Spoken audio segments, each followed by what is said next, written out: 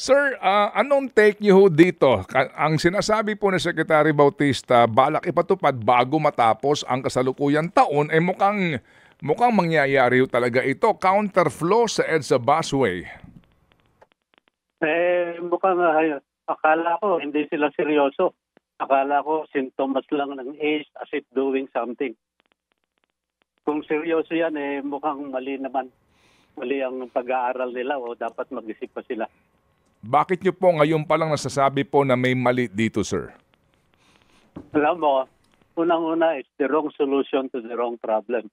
Kung ang iniisip nila yung dahil na may mga mangilan-gilan dyan na nagbabiolate, hindi naman dapat pang talagang the minor violation. It doesn't affect the entire operation ng busway. Kung makikita mo po, maraming section ng EDSA carousel na shared yung lane dahil sa configuration ng EDSA. Tulad po dyan sa flyover sa Ayala, sa Buendia, Kamuning, sa Ortigas, sa Kamuning, dito sa Cubao. Lalo na dito sa Ortigas, hindi pwedeng exclusive yung busway. Kailangan talagang shared. In fact, mula sa Ayala Avenue hanggang MOA, halos kalahati hindi exclusive.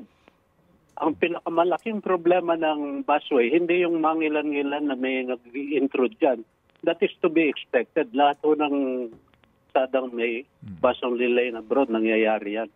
The important thing is, does it affect the operation ng busway efficiency? Hindi Ang pinakamalaking problema ng busway operation nila nagkukumpulan sa mga kanto-kanto dahil nga doon sa shared lane, hindi nila ma-maintain ang headway or dispatching regularity. Last week sinubukan kong sumakay ng busway mula Ayala hanggang MOA.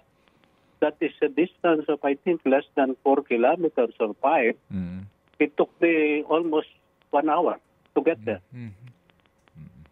So, yun ang malaking problema. Hindi yung mangilan-gilan na nagpapakitan gilas lang po tayo na kunwari natataranta tayo dahil may number 7. Kung yung privilege na ganyan kinukuha natin, sinisita, pakitang tao lang po yan. Mas marami yung privileges na mga nasa pudar na lugar, mga opisyalis, na hindi natin napapansin, na pinagbibigyan natin. Yung mga minor sa script na yun, to be expected po yan. Okay.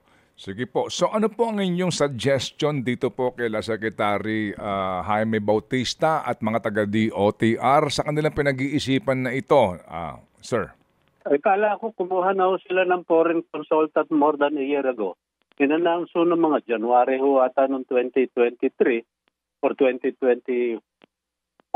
Yeah, 2023 pa, mahigit na 1 taon. Nakumuha silang consultant, ipa-privatize daw yan, pag-aralan. Hanggang ngayon, wala silang napapalabas. Ano ba ang payo ng kanilang expensive foreign consultant? Alam mo, pag ginawa nila po yan, mas malaking problema, magkakaroon ng banggaan.